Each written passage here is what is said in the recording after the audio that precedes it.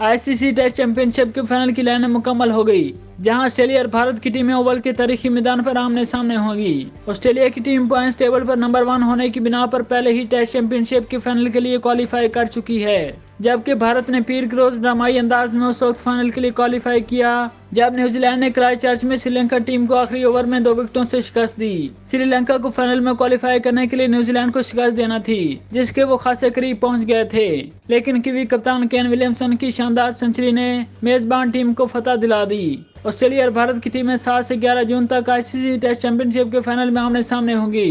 भारतीय टीम ने मुसलसल दूसरे साल फाइनल के लिए क्वालिफाई किया है। गुज़िश्ता वर्ष इसे न्यूजीलैंड के हाथों शिकस्त का सामना करना पड़ा था।